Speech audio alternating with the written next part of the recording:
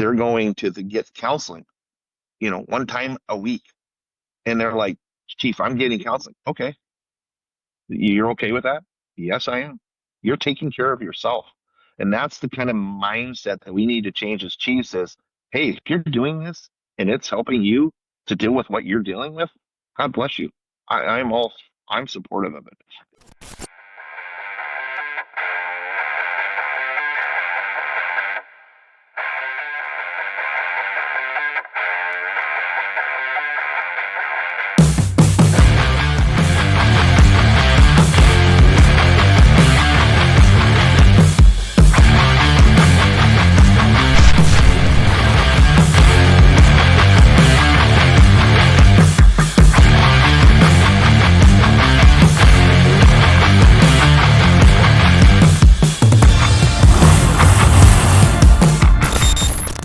Hi, everybody. Welcome to another episode of the Blah, Blah, Blah Something Wellness Podcast. We are navigating holiday stressors. And last week, we really dove into the spouse and family component. And we are going to do a little bit of a change up this time. We're going to talk about command and leadership primarily. I am joined by I'm really stoked for this one because we got a special story happening with our special guest that we'll get to in one moment. I am your host, Tami Sharp, joined by my partner in all things, Chris Zamora. And our team member, Ken, will you please introduce yourself? And then, Jeff, I'm going to let you do a full intro of yourself. Yeah, thank you, Tammy. Hi, everybody. My name is Ken Koch. Been a coach with law enforcement coaching for coming up on 3 years now. Really enjoy it. My law enforcement career ran a span of about 35 years. The majority of it was with Flagstaff Police Department in Northern Arizona. Went on to be the chief in Taos, New Mexico for a little while. Tried retirement the first time, ended up coming back into the profession here in Colorado as an assistant chief and chief with the University of Colorado in Boulder. Even served on the civilian side at the end of my career, managing a regional law enforcement training center here in Northern Arizona. And I am now retired from the profession and enjoying all kinds of things outside of law enforcement. Including you got the man beard going. Nice. The hat's on because it's time for a haircut. That's awesome. Awesome. Love it. Thank you. And Chief Beazizo. Hi, welcome. Thanks, Sammy. Thanks, Chris, for having me. And so I'm Chief Jeff Beazizo. I'm chief currently at a town in Washington State called Lake Stevens. I've been here a little over 8 years. Prior to that, I worked 2 years at a school district doing safety and security. And prior to that, I retired from the Washington State Patrol in 2015 after a 25-year career. I retired as a lieutenant out of the Snohomish County area. I was born and raised in a small town called Concrete, which Tammy will get into a little bit later and what our connection is. But it was exciting growing up with a father who was in state patrol and a grandfather who worked at a local police department. So I've been around law enforcement all my life, and it's been an exciting career and looking forward to retirement like Ken here shortly and a few more years. But right now it's exciting. We're a small town of about 42,000. We just became the fourth largest a city in the county, and I have a staff of 50 people. I'm down 5 right now, and 24 of those have less than 3 years on them. 11 of us can walk out the door any day. So we have a little bit of a gap and a little bit of different generations, and we're working through it, but I'm excited for 2026. I just recently promoted my deputy chief, and we're promoting a commander and a corporal and a sergeant the first of the year. So got a lot of movement, a lot of things happening during this holiday season. Awesome. Well, and I love that because you guys run the gauntlet. We have basically an expert panel right now. You guys have been in it, and Ken, also your wife is law enforcement. So we can really dive in to whoever's listening. We'll run it back. We'll start at the beginning of the career, talk about some of the things you wish you would have known to navigate the holidays, from single bachelor life into married life into kids, all of the different nuances, and then, being chiefs and leaders. Before I get into all of that, I do want to give a little bit of a backstory so people know why you're here and what our connection is, because it's really cool. So if you've ever heard Chris and I speak or teach or do anything, I have my, intro pretty dialed in. So I'm going to run you through that really quick, and then I'm going to fill in some of those puzzle pieces. So I grew up in a very small, remote town in Washington. My dad was an outpost deputy sheriff who was responsible for a 72-mile radius, and his closest backup was one state trooper that lived 14 miles away, and their closest backup was a small little PD of a couple people that was 32 miles away. And you'll notice I'm giving you exact 14, 32, 72. I know the mile markers of where things were at because that's the way that I was raised. Now, what's special about that is that one state trooper that had my dad's back was Chief Beazizo's dad. So I grew up in their house. I literally learned so I always say I learned how to run radar when I was 4. I learned how to crawl upstairs at their house. So family, basically. And we have a very unique dynamic because, we went to concrete. I knew him when he was just a football player, not a chief. And because of the way that it was our life, it was everything. Our dads really had to have each other's back because if anything hit the fan, that's it. And we all, as the kids, had to know what to do if something were to happen and all of those protocols and everything. And so the fact that, you went through your career in law enforcement, and then we both are in these leadership positions, and I got to come back up there, provide law enforcement coaching, come back to where I was born, raised, developed, and sat at those tables with those conversations. It's just a really special dynamic, and I'm really thankful that you're here. So thank you. We can talk about some of our holiday stressors that we had growing up too, because they were very unique.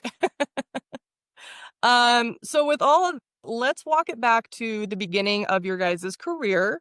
And when it came to the holidays, now one of the things when you're younger, you're single, you want that overtime.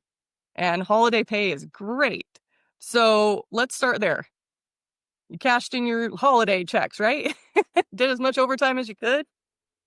Yeah, for me, absolutely. I mean, I don't think I was unique, right? When you're new to the profession and everything's exciting and you're still learning, you can't get enough of it, right? I was the guy that sat at home with the portable radio on the counter turned on my days off. I was taking overtime whenever I could, the holiday overtime. I was single. No reason, family was out of town. So, I was picking that money up left and right, and it was great. And then I think for most people, in my experience, you get to that 6, 7 year mark and you start questioning, man, do I really want to do this? Am I cut out for this? Because you've experienced so much and you've taken on so much. You hit that kind of burnout stage, right? Where we all kind of either make the commitment to stay and do a full career, or you make the choice to leave because it just ain't for you. I lived it. That was my story. No ifs, ands, or buts.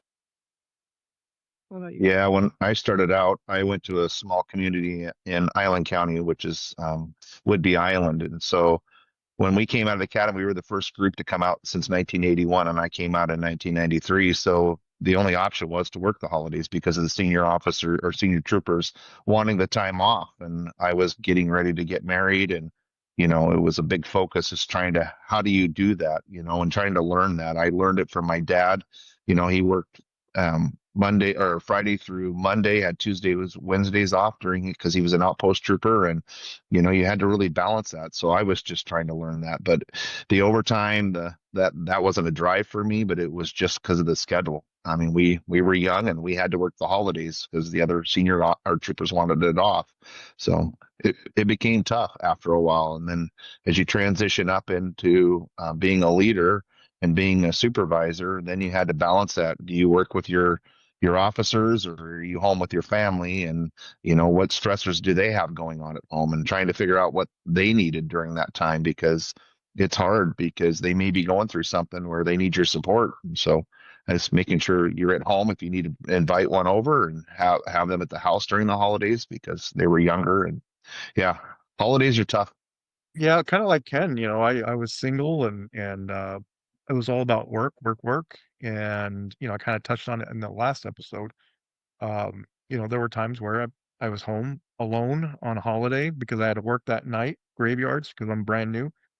And just the thought that other people are with their families, enjoying the holidays, and here I am sitting home alone with nobody, right? So, Jeff, when you talk about inviting those younger officers over for the holidays, I think that makes a huge difference for some people. And don't get me wrong, not every holiday I sat by myself. There were some times where older officers did invite me to their home for the holidays, and I went, but I'm not that kind of a person. Like I'm very, and Tammy knows this. I'm very like, uh, keep to myself. So I'm very uncomfortable in somebody else's household. So yes, they invited me over, but I'm still not comfortable being there, right? But I went, but I appreciated the sentiment, right?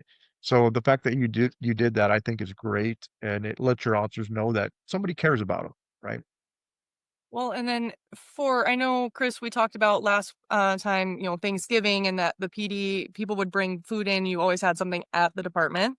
Um, was that the same for Christmas as well, or was that just a Thanksgiving thing? Yeah. No, it's Thanksgiving and Christmas. Okay. We are very fortunate.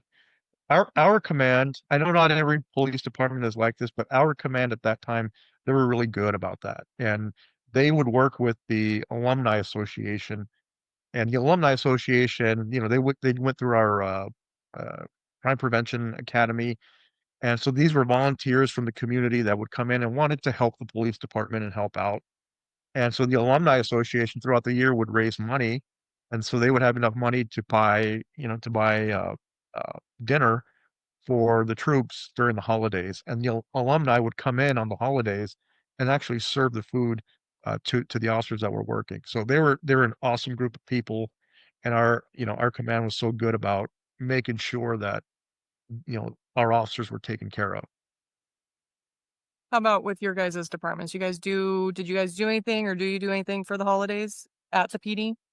Yeah, absolutely. Very similar to Chris's, our entire command staff, and it was a tradition with our chiefs at the Flagstaff Police Department. We always promoted our chiefs from inside. So there was a very strong culture there, and the culture was that the command staff took care of the meals for the holidays and ensured anybody on duty, anybody working dispatch records, what have you, on any of the shifts had a meal. Our solo officers, our unmarried officers had a place they could come to the department and have a meal, and have that camaraderie if they so choose, because that is second home, right? Kind of to Chris's point, you don't feel comfortable in somebody else's home sometimes, but that police department, that's comfort. And it was a really good thing to be a part of, and I carried it with me to every department I went to afterwards because I really, really thought it was powerful. Jeff, what about you? Yeah, in the state patrol, it's hard because we're so different. I mean, we don't have a command staff. They're all out of Olympia, and we're clear up on on the north side of Washington, and that was so much different for us. Here locally, my command staff of three. Last year I've ran with about two, so it's hard. It's trying to figure this out, and as you guys are talking, it's going through my mind right now is how do we make it better. Now, I'm a process improvement person, so I'm always looking for ways to make it better. And, we started out when I was first here, my wife and I would make cinnamon rolls and invite the crews over and stuff. But that kind of separated in the last year or so just because of the turnover that we've been having. So, Well, and I want to talk about that because I think with you guys, I know you guys well enough. I can kind of probe a little bit and help because we just had our eyes open to something. So Chris just had an article go out this last week in Police One about the importance of retirement ceremony. And it was a positive article. It was a, celebration. It was all good. And the response that we got back was, oh, not a lot. There's some people that did not have that experience. And there is I'm very blessed and fortunate that when we do these episodes, I'm talking to pretty open-minded, good leaders that get it and we're having good conversation. The unfortunate truth is there's a lot of departments that have some room for growth and coaching, maybe, so let's kind of talk and give some of those ideas because for the leaders that are listening, the the past 5 years have just been a shit show. I mean, you guys have been, especially in Washington, but you guys have been slapped in the face left and right. Politics are working against you. The community online is working against you.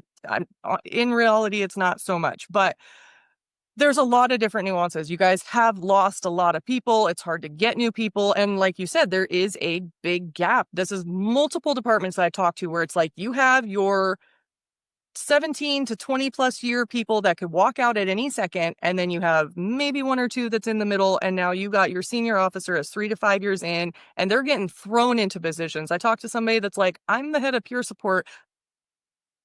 I don't even know how to tie my shoes at this point, you know? So there is room for a lot of, let's look at it. What was working before is not going to work so much now.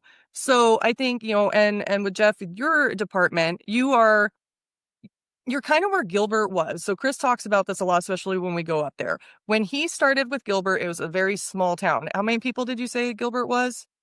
Probably pushing right around 35,000. And now it's what, 200,000?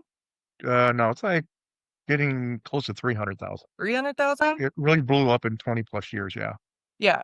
So because when we first started all of this, he thought he came from a small agency, and then I took him to Washington and he's like, "Oh shit, what? You guys have 4 people? What?" So Lake Stevens specifically, you're kind of in that weird growth where it's going from small town into growing, and how do you evolve with that? So I think it's important as a leader to keep some of those traditions alive and have that mindset of, you have these younger officers, if they are single, bringing them in, inviting, doing family stuff. I know you guys do like the polar plunge. You want to talk about that a little bit? Because that's a fun community event. So yeah, it started out about 3 years or almost 4 years ago. Actually 3 years ago because I've been chief for 4 years, and we just got together and raised money for Special Olympics. We started out with about maybe 25 people doing it and raising about $3,000. But last year we were recognized in official event of North Sound Police or North Sound Polar Plunge. We raised over 20,000, and we had 150 to 200 people show up. This year on Wow. 22nd is our next polar plunge, and we expect even more. We have a lot of local businesses that are now participating in it. We have the Special Olympics who's very engaged in it. They hired a person to do all the public relations stuff, so it's becoming a bigger event. And I was just honored this week as the chief of the year for Special Olympics Torch Run in Washington. So it was exciting to see where we have gone and where we have grown. I mean, when I started out here living here in 2004, we had, I think it was around 6,000 people living in our city. And now we're a little almost catching up to 43,000. It is, God, it is growing a lot. I mean, I've seen it. I coached Little League Baseball here in town. I know a lot of people. I'm involved in this community. I live in the community. And so, during that time, we have just seen a huge increase in population.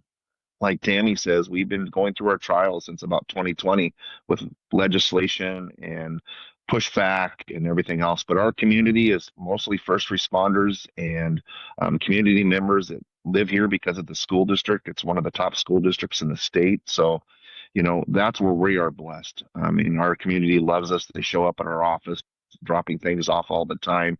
The young kids, the young generation are here just walking up and want to giving high fives. My SROs are making a difference in school. They're really recognized at the schools because of their impact on them and the mentorship that they do. So yeah, that's kind of our little community.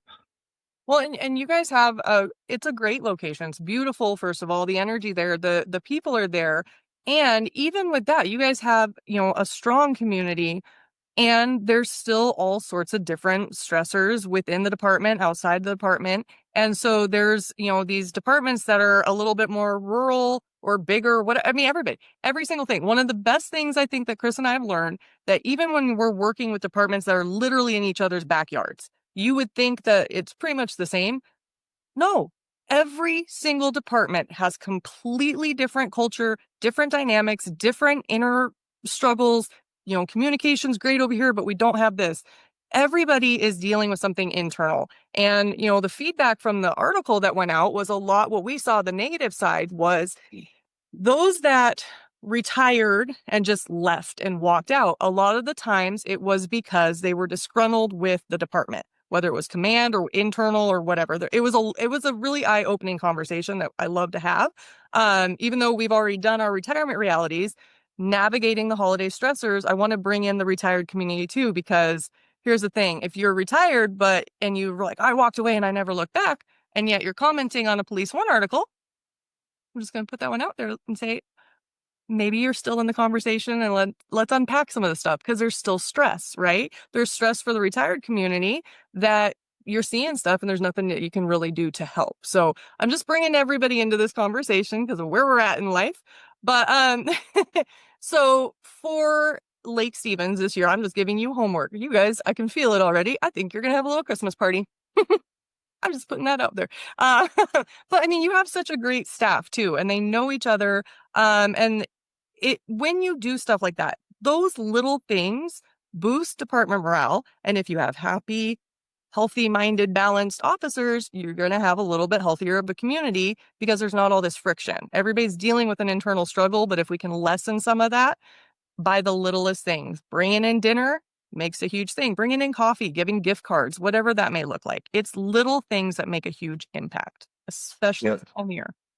Yeah, Tammy. I mean, when I started out 4 years ago, we used to do a Christmas party every year, the second week of December, where we would have invite community, invite council, and then the generations changed. They came up to me and said, Chief, we don't want those people there. We want it more of a family event. We want it where we can bring our kids in. We don't have to worry about them running around because we are young. I mean, we've had 5 officers, whether they're the female officers or the male officers, that had babies. We have our new third generation already coming out in our department. So during that transition, they were like, we don't want to do this anymore. We want to just have a private event. So we moved our Christmas event to August, where we get together and try to do a summer event where we are locked inside the lake, where kids can play games. I make lunch, and we just have a good time. So that's kind of our time. It's not about the day. It's not about the holiday. It's about the time together. And that's what our officers want. They want the time together where we can get coverage for the officers that are on duty for a couple hours so they can come in and enjoy us, enjoy the time with the family and stuff. So yeah, it was unique. I mean, it was just a lot of, hey, we want to change this. We don't want to be in that big event. We want to just have a family event. So it was kind of interesting. Well, and I love that. And one of the things that we talked about last week is it doesn't matter about the date. It doesn't matter. It matters about the memories that you're creating and the effort that you're putting into it. Jeff, do you remember, did you ever go to the parties, the holiday parties at Career Hall in New Halem? Oh yeah, I still remember those like they were yesterday. They were the best. They were. So in New Halem is literally 1 mile long town, and there's the highway that goes through. Don't speed on it. My dad would have pulled you over. Even the Hells Angels didn't matter. You don't speed through town. And then there's one street that has all of the houses. That's where I live. There's nothing in this town. There's a general store and a post office. There's no church, no gas station, no bar, nothing. That's it. There was us. And Career Hall is, this older, Chris, you would love it because it's never been renovated. So you walk in, it's nostalgia. You can smell the 80s in there, the 70s. Um, and there's a stage and there's a piano, and the whole community would get together. We'd do Christmas parties. And I talked about this a little bit. What was really cool in New Halem is that the fire truck would go through, pick up all of us kids up. We'd get our little candy cane. We're all bundled up because it's freezing. We'd go through, do a lap around town, and then end at Career Hall. One of the dads would be Santa Claus, and we'd get to go, do our whole thing. And there was cookies and I remember sugar cubes and rum balls. Those were the big things. But it was community, and our dads were there in uniform. They'd be there as much as they could. And then we knew, get a call, they're going to be going. And that was just kind of just par for course. We were just used to that. But I said this, so maybe you can echo me a little bit.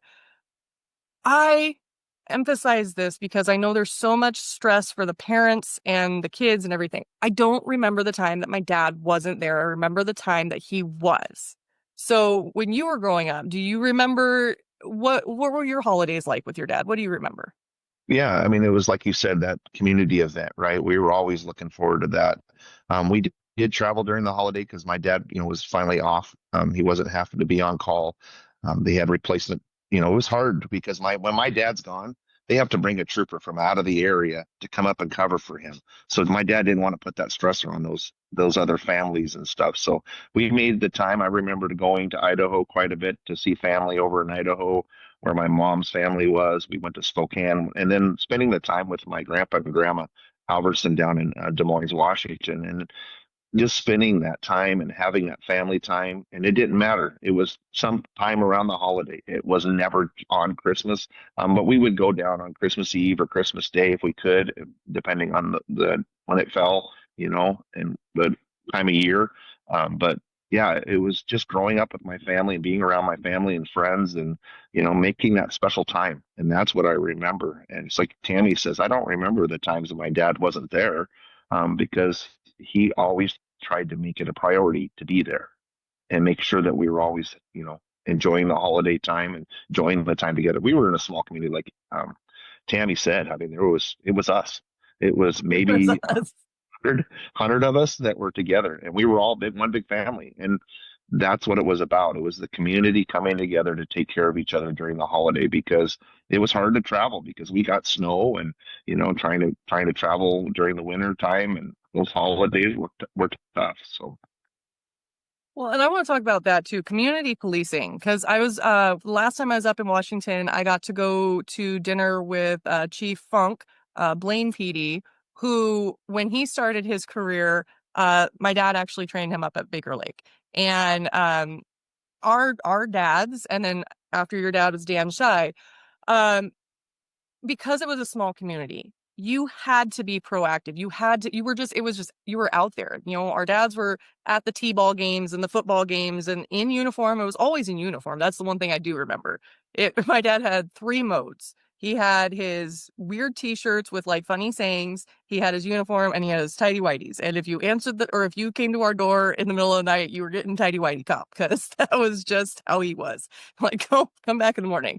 Um, But the community policing, the proactive part, just being out there, making your presence known, not in reaction to getting called out to the worst case. I think that's where a lot of PDs, because they're very short staffed and they can't keep up with the call volume, it's become law enforcement's already reactive and it's become even more reactive. Like, I'll just do what I can check off the list to go. And that community part is missing, and that's breaking down trust when trust took a huge hit a few years ago because of media.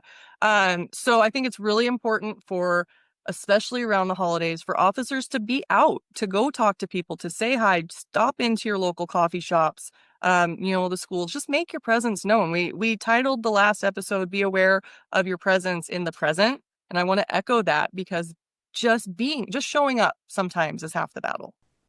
yeah, last year we were at 75% of minimum staffing, 75% of the time. So we had a sergeant and two officers. That's our shift from 6 to 6 and 6 p.m. to 6 a.m. So it was hard. Our officers are just going from call to call to call, but they made time for the community. They stopped by the schools. They still, our community were engaged. That's the biggest thing, is like you say. And then that helps during the holiday season too, because they become more engaged with you and know who you are and want to make sure that you're taken care of during those times. And, we had an officer involved shooting here about 2 years ago, and it was amazing the outpour from our community coming in to make sure that we were taken care of. And that was during the holiday, right after the holiday season. We were blessed, because of our community. Like Tammy, you said, it's been hard up here. People have been just pushing back, wanting to change things, and now we're going into a new legislative season that we think we're going to see the same pushback, and it's getting harder and harder to do police work up here. They just want to keep taking the things that we need away. So how do you deal with those stressors and the holiday stressors and the Yep. life stressors with the officers that I have that are brand new? They're young and they're seeing this. And I keep telling them it's kind of a 4 year cycle. I remember my dad telling me that, just put up with it for 4 years and it's going to change. Put up with it for 4 years and it will change. And it's just that mindset. And my dad always said, stop 10 a day helps keep the Sarge away, because we're proactive. So, but, our dads set the example. Times are tough, times are hard, but you can get through it if you have that partner or that friendship. And I mean, my dad and your dad used each other as counselors and psychologists because that's what they had during that time. And, they were so close. And, they used to call your dad Buford T. Justice. And my dad was a soft trooper because he only could control what he had to say. And I'll give you a little story. It was kind of funny. When the day my dad retired, he had stopped a guy up in New Halem going too fast through the town, and the guy was just screaming and yelling at him, and he was a pastor, and my dad just couldn't take it. And Buford showed up, and Buford did what Buford did. He goes, "You may be a state trooper, but I'm a deputy sheriff, and I can say what I want to say, what's on my mind." And he laid into the guy. And then my dad came back and he said, "I'm done. if a pastor is going to yell at me and treat me like this, I don't want to do this career anymore. And he was very pushed back on my career. He did not want me to be a state trooper, but he knew how much. I mean, Tammy would tell you, I'd be out riding my bike, playing chips and writing collision reports when I was a young kid and wanted to go out and work radar and stuff. I mean, I wanted to be a state trooper. And Dad finally, when I turned 18, he goes, "You really want to become a state trooper?" And I said, "Yeah, I do." And he goes, "Well, from this point on, I'm supporting you." And he helped me get my job as a radio dispatcher for the state patrol and start my career at 19 years old. And it was that support that I got from him and what I saw, I brought into my career. When I had to deal with, holidays or family issues or personal issues, it was, yeah, I saw what my dad did: treat people right, treat people with respect, and do the best job you can. Well, I think it's because your dad was always the nice one. Like, it was good cop, bad cop. Like, your dad was nice, not so scary. And then my dad scared the shit out of everybody. And if you didn't pull over, I have pictures. Oh, I just cleaned my office, so I don't have them right here. But I have pictures of cars off the side of the road because if you didn't stop, like, my dad would not be able to handle being a cop today. With all of the rules and the body cam, he'd be fired so fast. So it was a different time. Uh, but with that, so, back in the day, you guys, it was different for the older generation. There were holiday stressors, but there is more stress, different pressures now, especially for the younger generation. You got social media, you got the media and the news, you got politicians, which, I mean, yeah, I'm just going to call it out because maybe it'll get through to somebody. But, growing up, being from Washington, we're in Arizona now. We went back up to Washington and got to work in this capacity with so many different departments. And we kind of were like, dude, if we can figure it out how to help officers in Washington, the rest of the country is kind of easy because Washington politics, no offense, but you guys,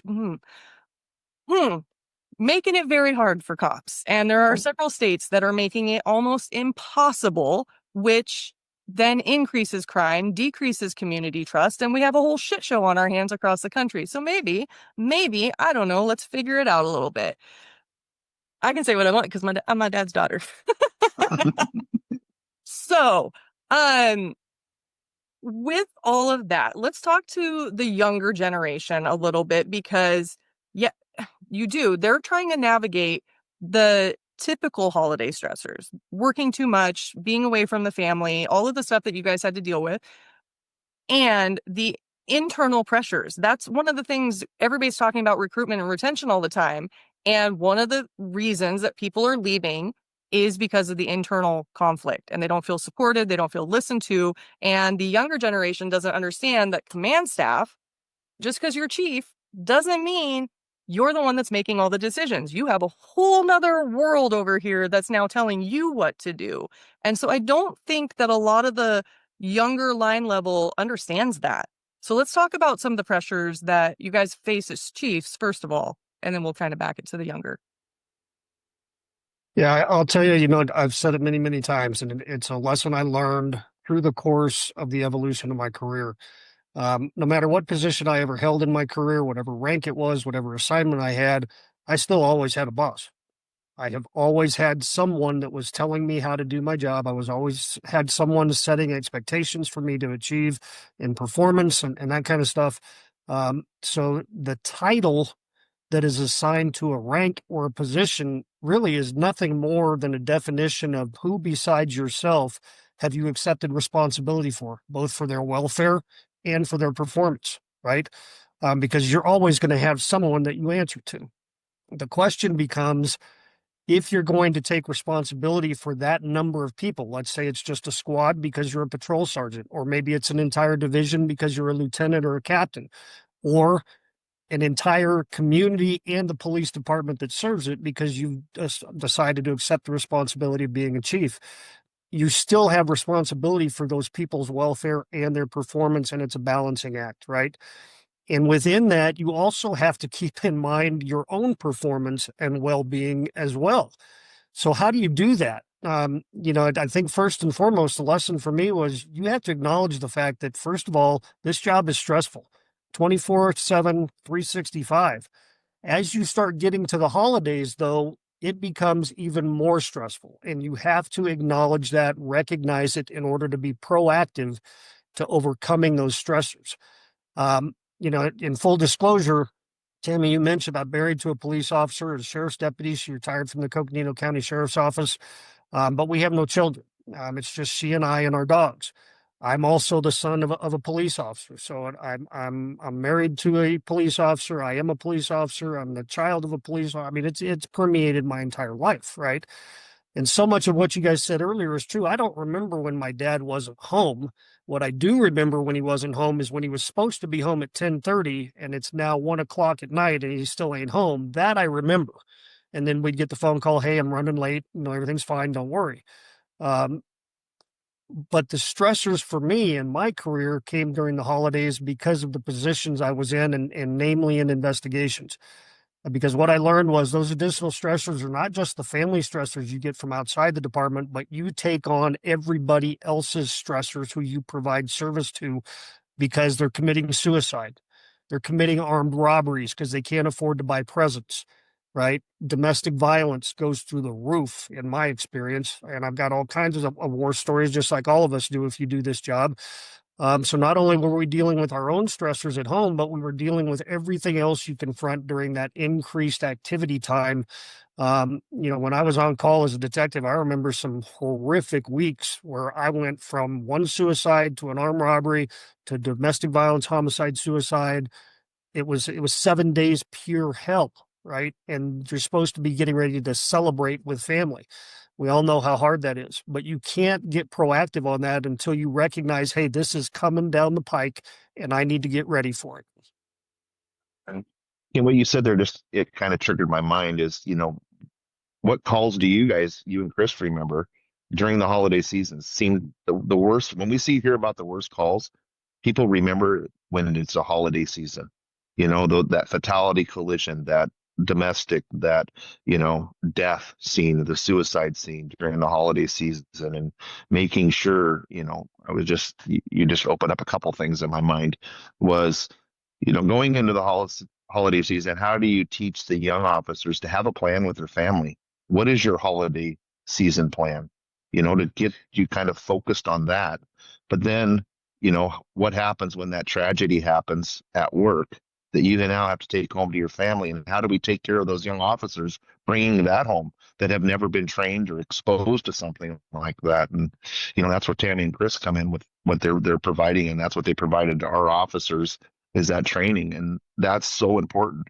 I mean, it's a hard time because that's the times that I remember when I had the suicide or the fatality accident that I had to go make the next to kin notification during those holiday seasons. That's what the kind of stuff that I still see over memory. So Yeah, Um, and as you guys are talking about it, yeah, same thing here. Things are getting stirred up, and for me, Halloween is a big deal for me. It's even more so than Thanksgiving and Christmas.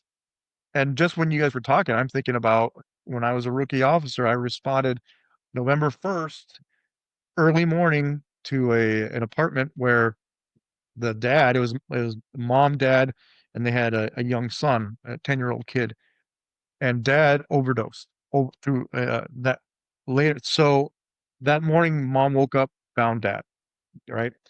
And what she did was she showed me the video from the night before when they were trick-or-treating with their kids. The dad was dressed like a vampire. They were having a great time, and now he's dead the next morning.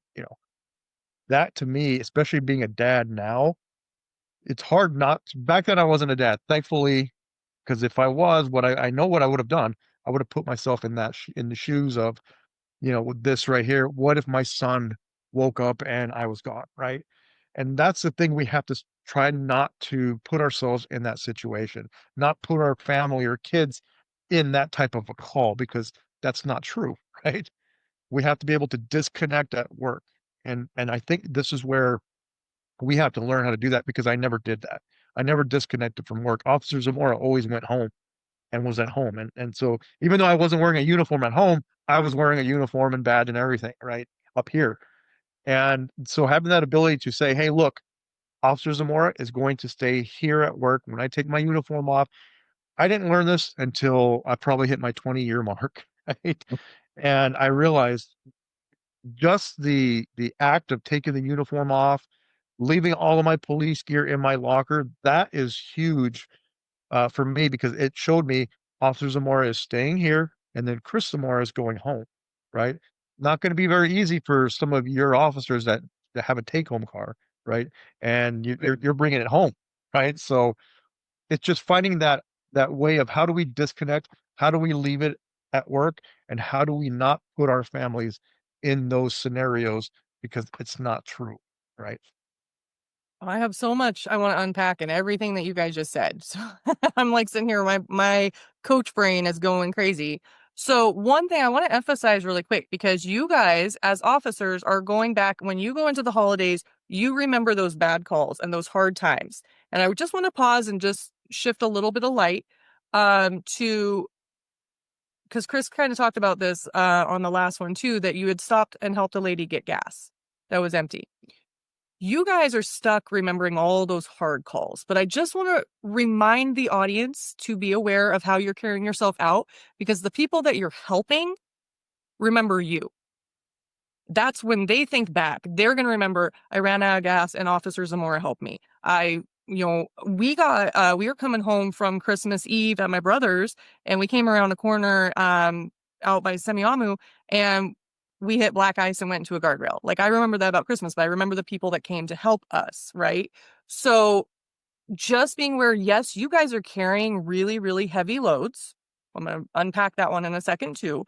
But when you're showing up to the community, just remember the holidays. Yes, you're carrying stuff, but the people that you're helping are going to remember you. So try your best to be present. Again, be kind, compassionate, show some grace, help, especially with those, if the suicidal, not the already suicide, but the ones that are, on the ledge, a little bit of compassion. Everybody in life wants to feel heard, seen, and respected. They want to feel valued. So if you give them that time, yes, you have calls stacking, but you got somebody that's on the edge. If you give them that time, it's going to make a difference. And you never know how that ripple is going to go out to more people. So I just want to put that compassion piece. Jeff, you had said it before too. Our dads had each other. They had the camaraderie, and not only our dads, but Concrete PD, and then Skagit County, which the command staff, they know, like, everybody went and had lunch together. They would break bread, they'd talk, and that was when you didn't talk about your stuff. You didn't talk about therapists. That's no. Coaching wasn't a thing. So those communication, so okay, bear with me. I have like 80 things happening in my head right now. Chicken, squirrel, what? Okay, so if you are outpost, if you do have a take-home car, if you are a trooper or deputy or whatever, and you're not going to the department, that you can have the luxury of taking your uniform off and disconnecting, please don't go to the bar. As a previous bar owner where people would come to the bar, if you do go to the bar, that's okay. One beer, if anything, but alcohol is not your answer. And we're going to get into addiction and alcohol and recovery next month. So that is not the solution. But hey, tell the spouse or significant other, you had a day, you need to go talk to somebody. If you really have nobody, reach out to coaching, but talk to somebody and purge it out a little bit. Now, I'm going to round this out with one more thing.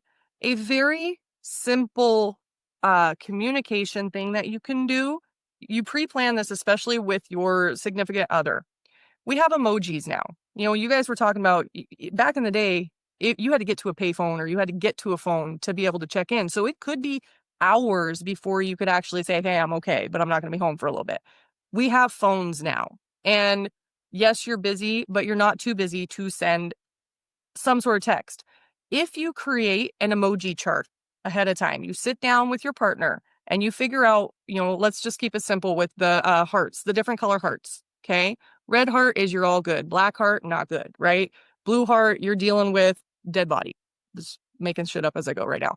But you have that. So you can just send, no matter how busy you are, you can send your spouse a heart emoji that will communicate everything else that's already been proactively pre-communicated so that they know what kind of day you're having. You're going to come home and you're playing Santa Claus. You're a red heart with, cheers, and it's all good. Or black heart means you need to go into your room and you need to not talk to anybody for a little bit.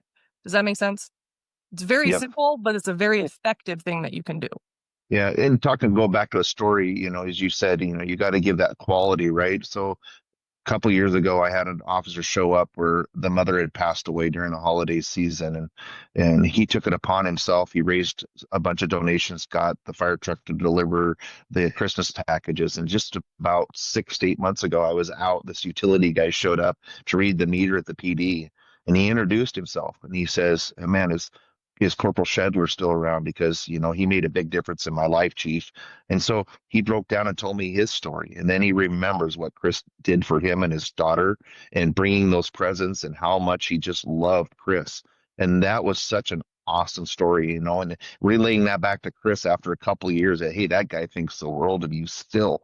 That really helps the officers because they know they're making the difference. And that's the stuff that I remember is when you had that DUI in the back that you're saying that you're going to ruin my life, you're ruining my life. And you're just, what do you do for him? And I'm a Christian guy. I used to play Christian music in my patrol car to try to calm people down. And the guy finally comes back, a year later after court and writes me an apology letter saying, "Thank you for saving my life that day because you took me home to my family. And yeah, I wouldn't have made it home to my family." And those are the positive things that you've got to reinforce when you hear them, that they are making a difference, especially in today's world.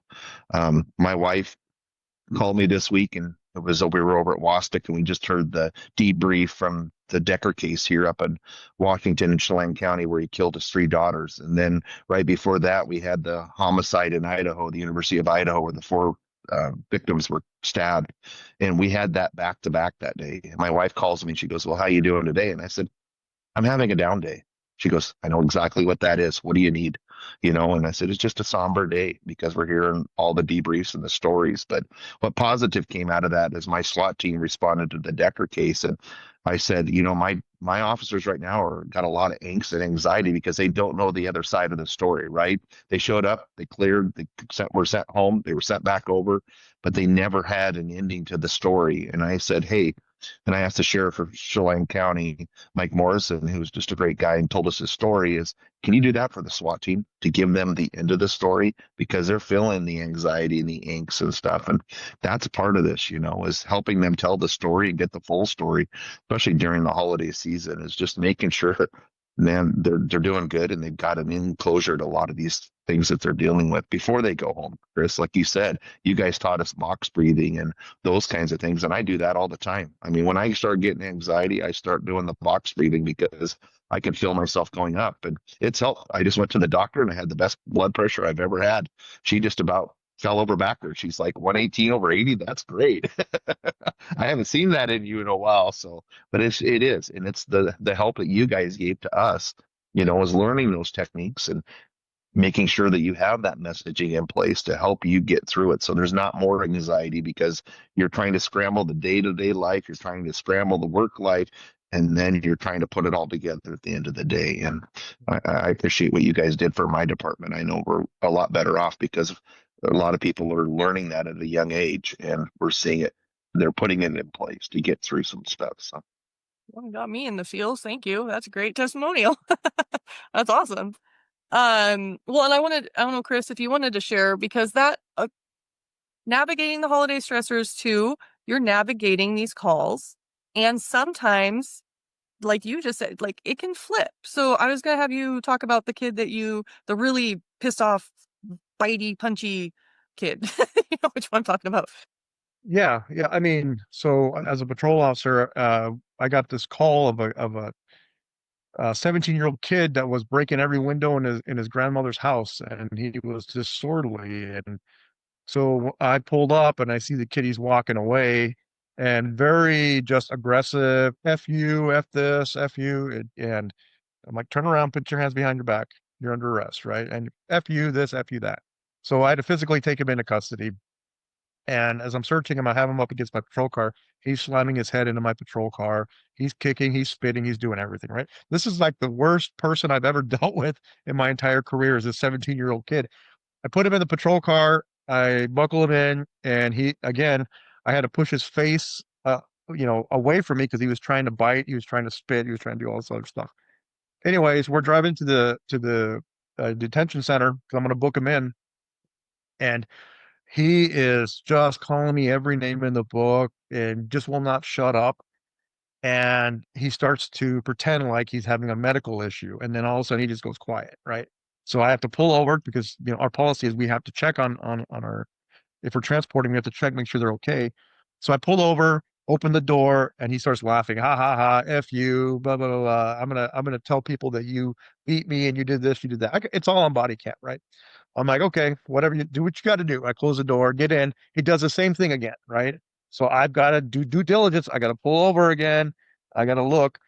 And he's like, ha ha ha, F you this, F you that. I'm like, okay, we can do this all day, bro. I go, I'm getting paid no matter what. So it doesn't matter to me. So we're driving, and again, he's just cussing everything. And he go and I go, you know what? I go, you know what? Be a man. I go, be a man. I'm driving, right? I'm just talking. I go, why don't you be a man? What kind of man goes and victimizes her own grandmother? You broke every window in her house. You broke her the window on her car. Like, what man does that, right? And he goes, you don't know anything about me. You don't know what happened to me. And then he started going into his childhood, how he was abused by his dad. His dad beat him all the time. He almost died in his mother's womb because dad beat mom up, right? And I go, whoa, whoa, and I'm driving. I go, well, hold on. I go, are you being serious with me now? Did that really happen to you? He goes, yeah, I did. I go, well, I just want you to know I'm sorry. I'm going to apologize to you because I'm a dad. And I couldn't imagine any kid going through that. So I want to apologize to you as a dad. And that was it. I go, we have 10 minutes until we get to the detention center. You do what you got to do back there. And he started crying. And I go, let it all out. And and uh and I go, nobody's gonna ever know about this. And he goes, I'm so mad because I went through all this counseling. I went through so many weeks of this counseling, and then now my counselors tell me I need to do an additional, so many weeks.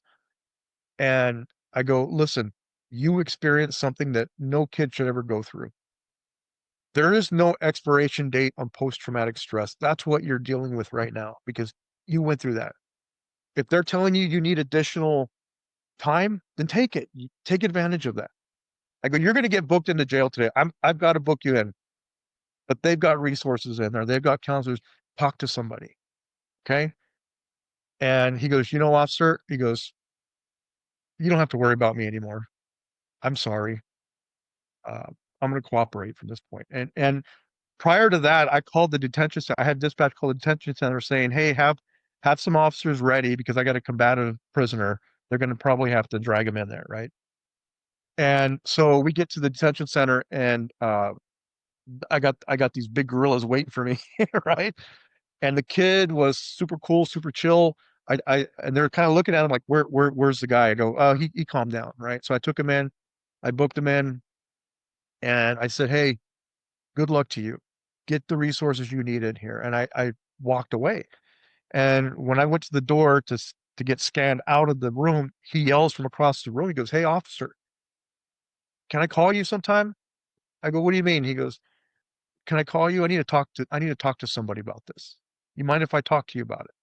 I said, my work hours are, days and hours. You can call me, call the direct line. I'm Officer Zamora. You can talk to me anytime. He goes, thank you. And that was it. Right. That kid was the worst kid I've ever dealt with. Anger, frustration. But instead of me making fun of him on the way there or saying this or saying that, I heard the pain in his voice when he said he went through that.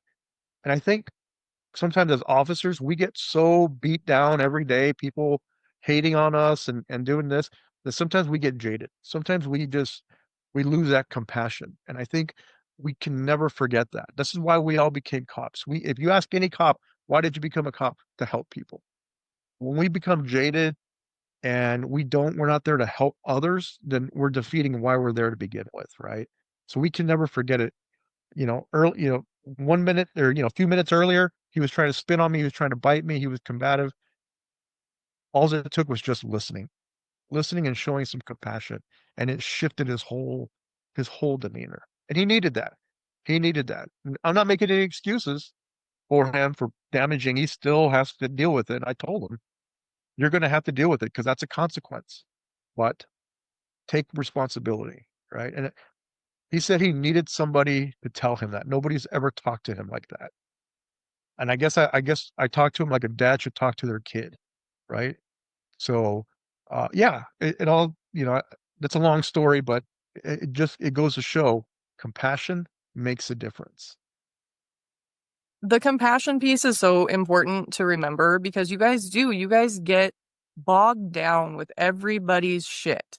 And then you guys have all been trained not to talk about it, not to talk about it. But the thing is, the calls that you guys are responding to are also from people that were told don't talk about it, or they don't know who to talk to. They don't have that. We've gone through this whole emasculating real men for a couple years. And so the father figure, the good dad, we had good dads, but the good dads, there's a lot still out there, but the good dads, and especially the ones that are first responders, need to step up because a lot of these, especially the kids, but just assholes, basically, you got to think of them as a little kid in a grown body that is just on fire on the inside because they're hurting. Hurt people. And anger stems from pain. So we have a whole friggin' nation of hurting people, and nobody was ever taught. We were taught about, algebra and some version of history, but we weren't taught like how to actually communicate or how to process our emotions. It was, oh, go see a therapist. And then we made that taboo. Like, I don't want to talk to a shrink, blah. So everybody's talking about we have a mental health crisis. We really do, but there's solutions to it. There are solutions to burnout. There's solutions to all of these things. We just have to lean into it and talking about it. And it's not having to have, this master grandiose, I have all these answers. It's just listening sometimes, asking a few questions, and sometimes giving some tough love. If you are an officer dealing with younger generation, they need some tough love sometimes. Yes, there's consequences. We're not justifying or negating any of the bad behavior, but just understanding why they're doing that a little bit and probing, and you can make a difference. So that's my little mic drop for the audience. Well, Jeff, and you brought up something that I think is really a positive, right? When you told the story about that officer helping that family out, and then years later, you're talking to that person who was so thankful.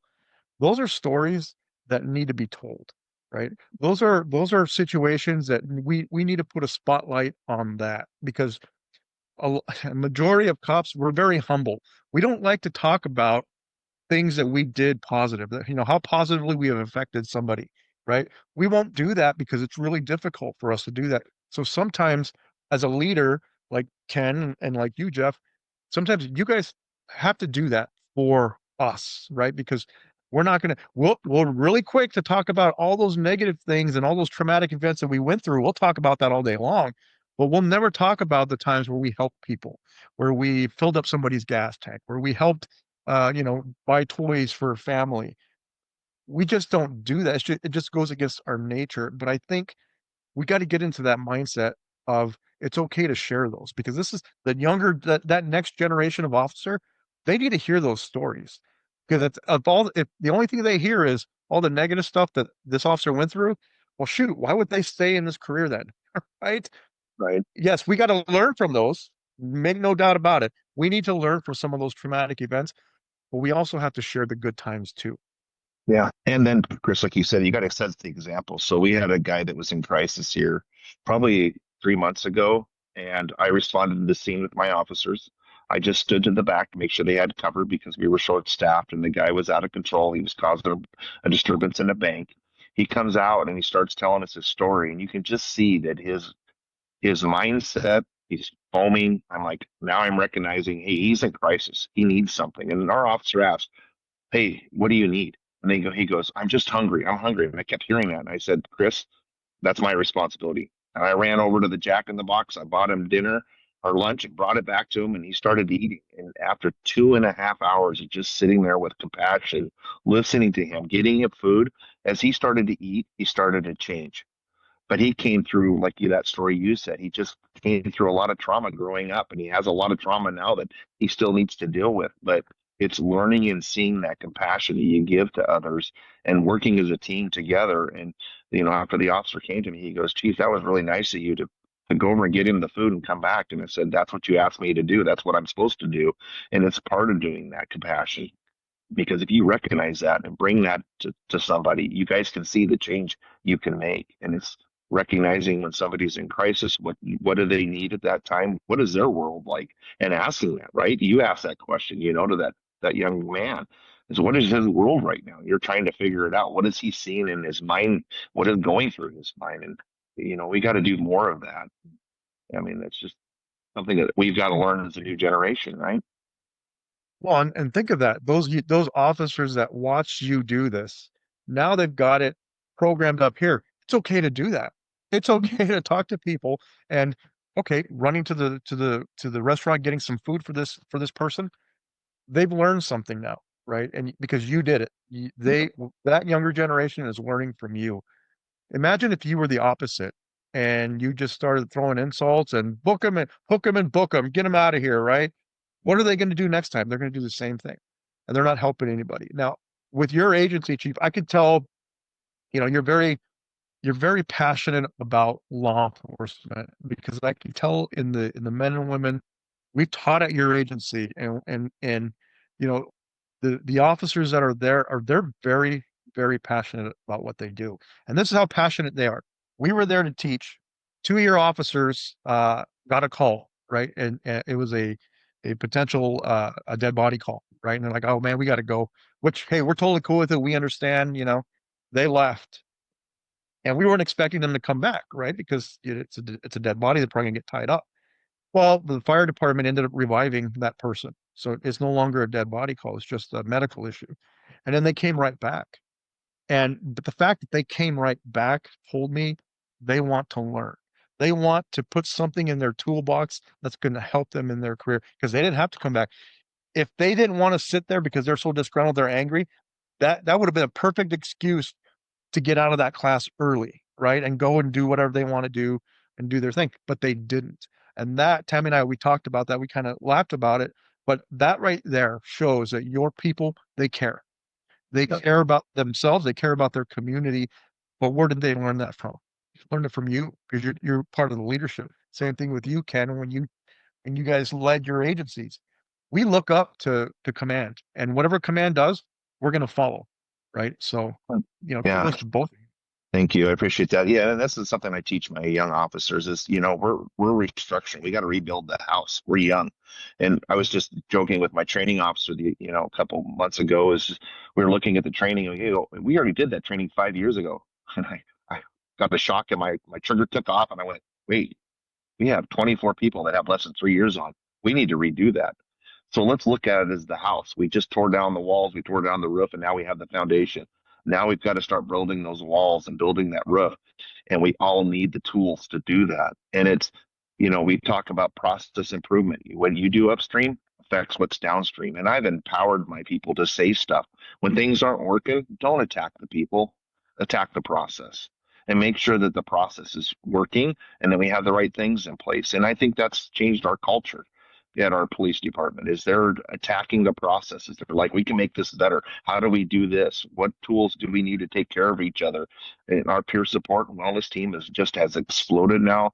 Our wellness coordinator, the person that you guys worked with, he has taken it to the new level of getting everybody trained. And it's just not one or two people who are liked. It's a group of people that come from different parts of the divisions and want to be a part of it. But also now we're doing a regional approach. We got regional peer support teams coming together on a monthly basis and having, just get together. And we have young leadership in our county. I mean, the Everett Police Department has a new chief that's been there for maybe a year now. Muckeltio, the poor guy, he's young, 30-year-old that's leading an agency now, and he has a lot of questions.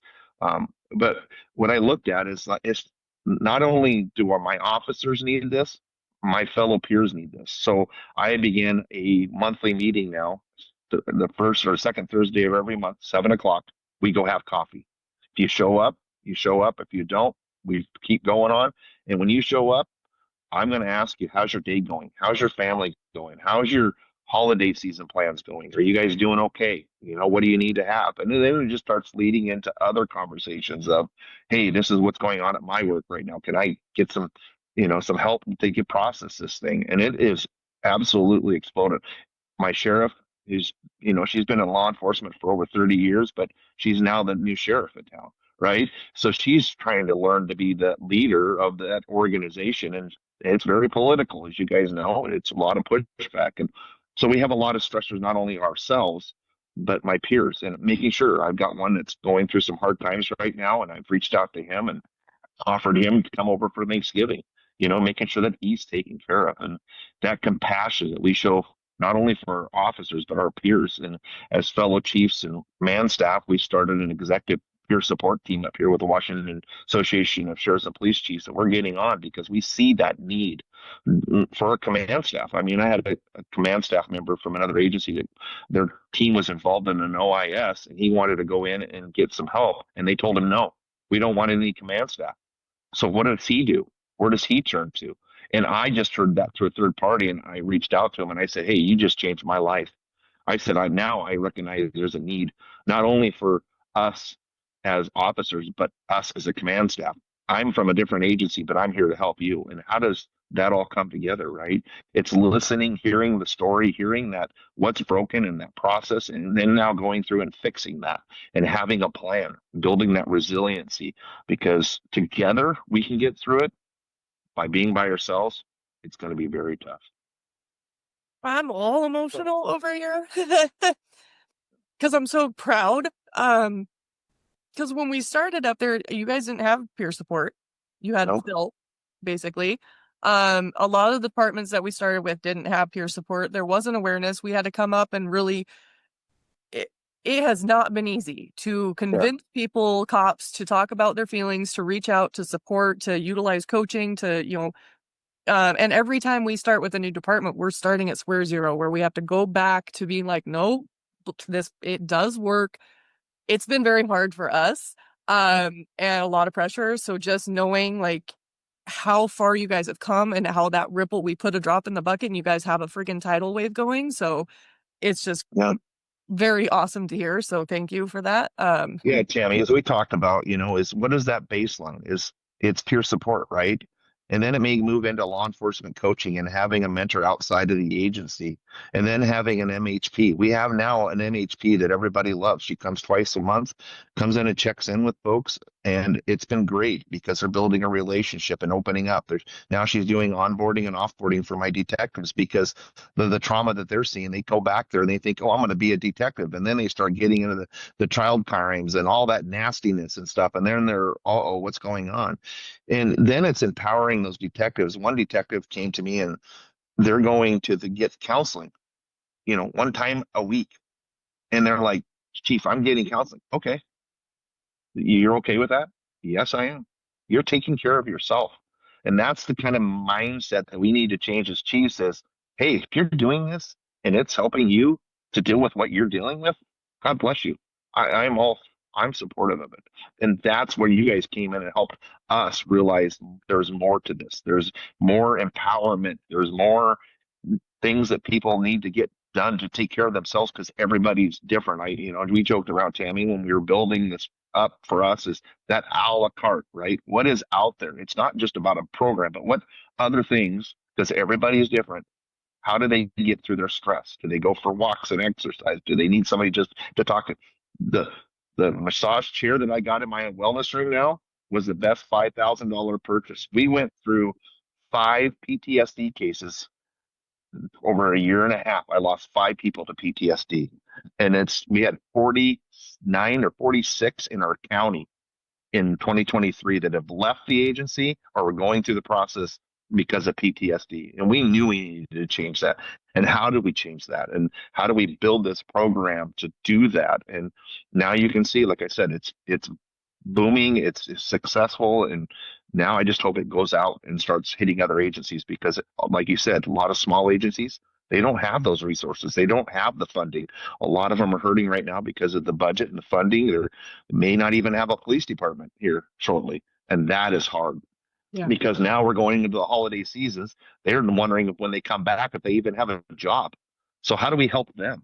It's tough, but it takes all of us. It does, and that's the thing. It's a total team effort. You nailed it. You know what works for one. One person might go to church. One might go to the gym. One might go to a therapist. Work with a coach. Myself, I have 3 massage therapists. I have a different massage therapist depending on what kind of massage I want or I need. I have a sports kick my ass that hurts but it works type massage, and then I have my we're gonna do cupping and clean your chakras and relax spa massage. Like it's okay to have a whole web of things because different different strokes for different folks, whatever. So one thing before we wrap this up, we're coming around time. So for the chiefs though, chiefs and sheriffs in the department, everybody else is like, well, you can lean into peer support or you can reach out to this, but there is not peer support. You're not going to talk to your in-house peer support. That's for damn sure, especially if you're going through all the stressors. So we need to do better at what do you guys have? Well, I know what you guys have because no, but what do the Chiefs have? Is there anything in place for each Yeah. family? For here in Washington, we did.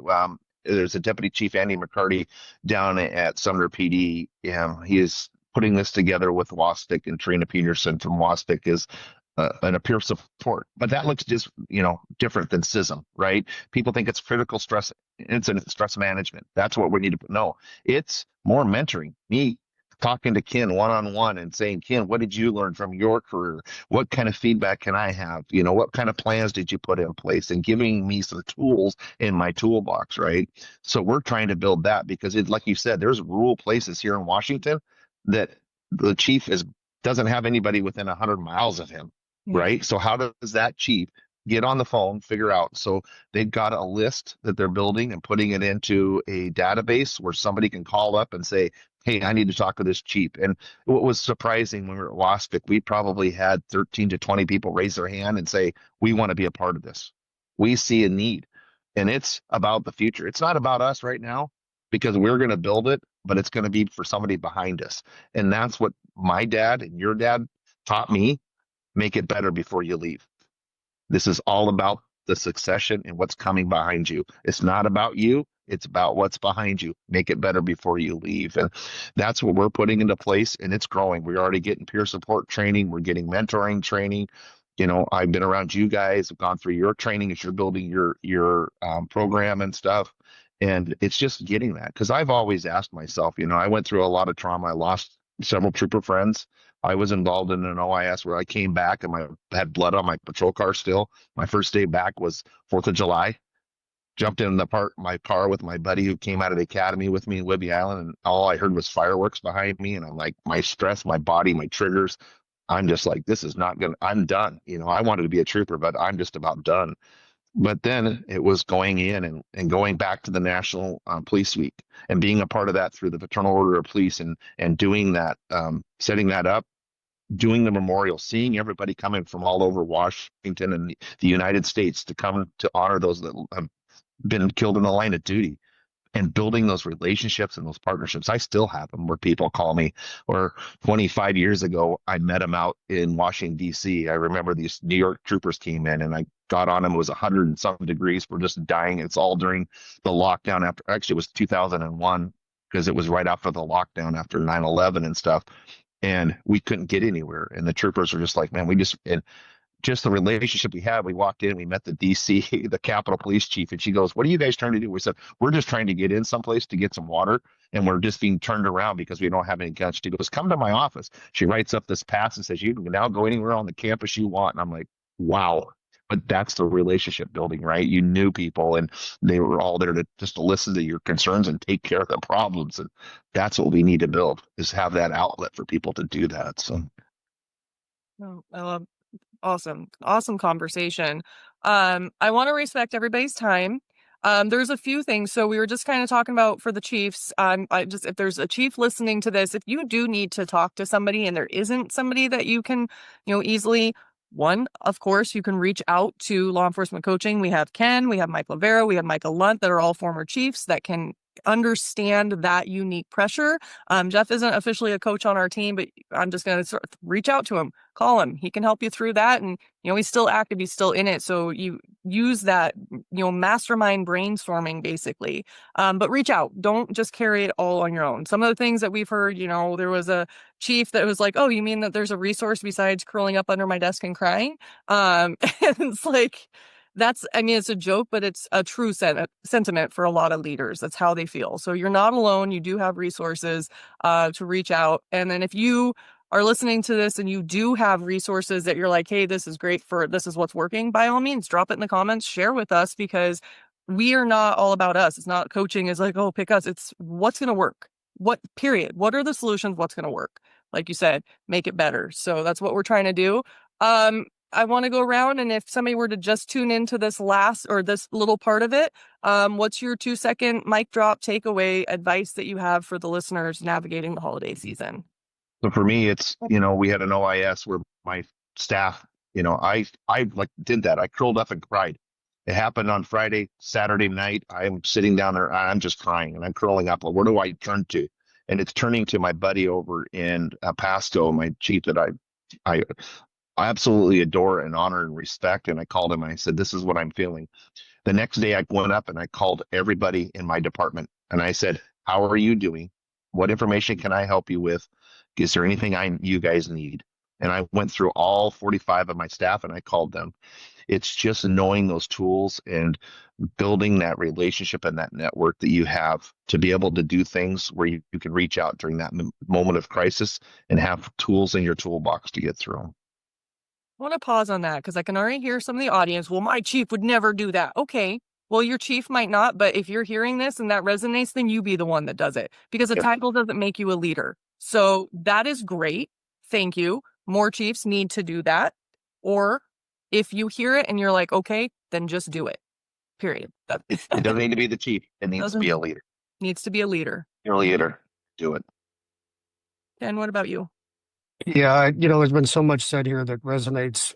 I haven't put on the Chief Stars since 2018, right? So from the benefit of a 35-year career and the lessons and the experiences that come from that, I think the first message would be to the younger folks in the profession who are kind of still figuring their way, finding their way. Recognize you're in a stressful profession and get really good at being proactive when the stressors are going to increase and it's coming. Get really good at taking care of yourself, because that resonates with your family when you go home. All of those things have wide-reaching impacts. From the chief's perspective, I haven't worn the stars in years, but there are certain aspects of effective leadership that are timeless. And Jeff has spoken to many of them in this podcast, right? You have to know your people's baseline in order to recognize when they're starting to struggle. That means relationship building. You have to call during crisis. You have to reach out. And as a chief, that is really hard to do because we are forced sometimes to be outward looking. From the organization, how are we providing a service out to the community? How stressed is my community? Am I being effective in the service deliveries that we're mandating as a command staff, right? But you have to look back inside the organization frequently to make sure your people are doing well, that you can recognize when someone is struggling and intercede, and nip it in the bud, if you will, before it really becomes a problem and you end up losing that resource. So recognize the chief's job is difficult. There's a reason why the average tenure of a chief is 3 to 4 years max. Sheriffs are different because they're an elected official. You get 2 terms, you're doing 8 years unless you decide to walk away. But the chief's job is unique in that sense. But the chief carries the responsibility, as I said in the beginning of this podcast. You're responsible for your people, their welfare and their performance. And if you're not looking inside frequently, you're going to miss something. And having that resource, the trusted chief next door, is a benefit. But Flagstaff PD, our next nearest community with a chief, was more than 45 minutes away. Could you pick up the phone? Sure, but it wasn't like we had a neighboring community where I could just go talk to a trusted colleague. You have to be resourceful and find other ways to do that. And even if you have that trusted resource, you can't necessarily talk about everything going on inside of your organization, either because of confidentiality issues, or you don't want to share or damage the reputation of your organization, right? So chief's job is tough, but chiefs, that doesn't absolve you of your responsibilities to take care of your people first and foremost. I want to say, sorry, Chris, really quick. So one of the things that Chris and I do, like with hypnotherapy and our coaching practice, because of the nature of your guys' job, there are sometimes you cannot talk about whatever it is you're dealing with. And you can put it into a metaphor. You can make it feels like there's this giant elephant that's in the room and he's stepping on my chest and I feel like I'm going to die. And you can talk about the feeling. You don't have to talk about the facts, but you can talk about the feeling so that you can move through it. Chris, what did you have? Yeah, no, as a line officer throughout most of my career, I always thought the chief is the top dog, right? And they don't answer to anybody. And it wasn't until I went into internal affairs where I would sit in on some of these executive meetings and I realized, oh my God, there's a lot of stress and pressure on this chief. But what did that chief do? That chief protected his officers. He didn't go to his officers and tell them all the stress that they're under. See, that's a sign of a good leader is you're never going to know the stress. Jeff, your officers are never going to know all the stress that you're under. Why? Because you're protecting them, right? If somebody in the town council or city council is gunning for your agency or what have you, and they may say some negative things about your officers, you're probably not going to tell your officers that, right? You're gonna keep that to yourself because that's not going to help them. And I realized that. I realized how much stress that the chief was under, and that gave me a new respect for him because sometimes we look at a snapshot in time, a decision that was made by the chief, and that becomes representative of that person's entire career. And it's like, no, that's inaccurate, right? The decision was made because of XYZ that we're never going to even hear about, right?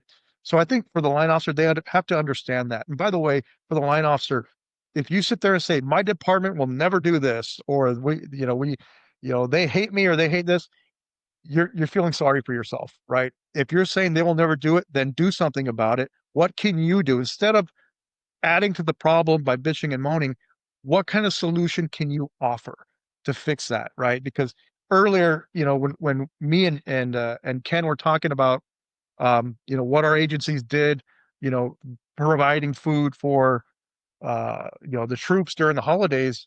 Jeff, you came from a completely different direction or a different angle. You said, yeah, that was really difficult for us to be able to do. But you didn't say we would never be able to do that. No, you said it got the wheels turning up here on how can we improve this, right? That is a sign right there. That's called evolution. You're evolving with the times instead of just saying, well, we've always done it that way, so we're going to keep doing it, even though it's not working. How many agencies have that same mindset? Sadly, across the nation, there are quite a few. Trust me, Tammy and I have talked to a few, right? And then we've talked to some agencies that were like you, like both of you guys. Let's evolve. What can we do to make this better, right? And like you said, Jeff, for the new generation coming up, we might not reap those benefits, but that's cool. The next generation will, right? That's selflessness. Good for you guys. So again, have that open mind. Always be open to improving, and always learn from your officers too. So And have a back to little you. bit of patience because evolution takes time. You can have a chief or leader that gets it. We had a department that we work with that wanted take-home cars, and we would hear about it every year. Well, they said we're getting the cars, but we haven't got the cars. We haven't got the cars. And the chief is like, doing the best I can here, trying to get you the cars. It took longer than they expected by a couple of years.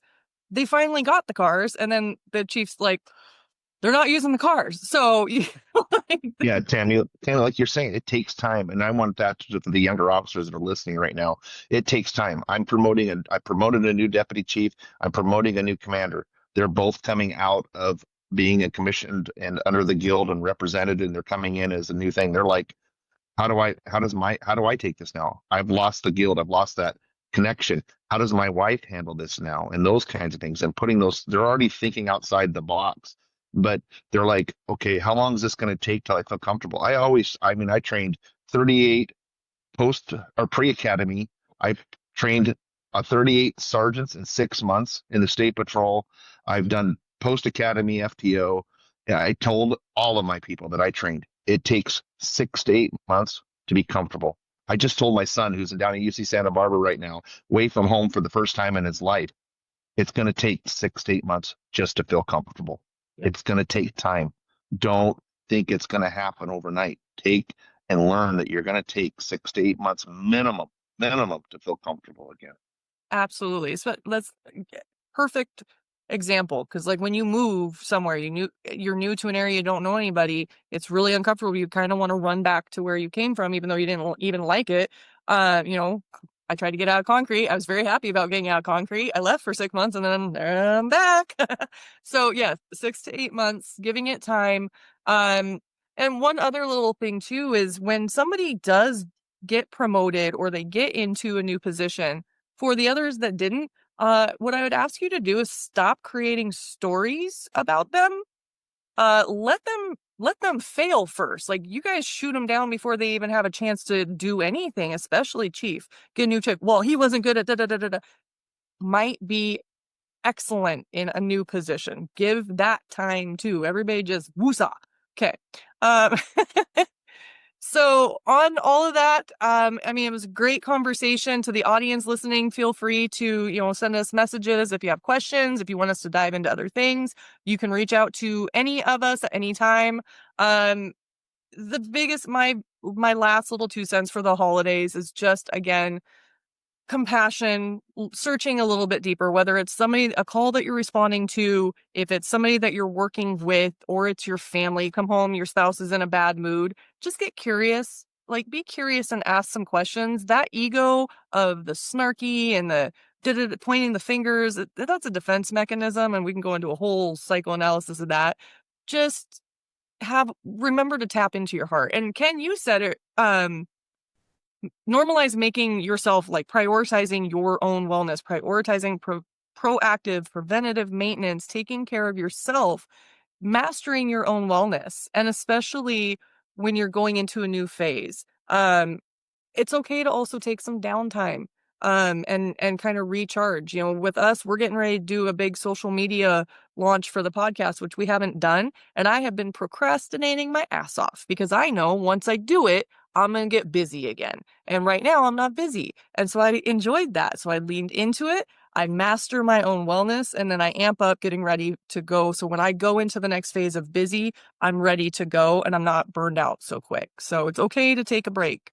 And with that, thank you guys for being here. Great conversation. And for the audience, like, follow, subscribe, do all the things. Until next week.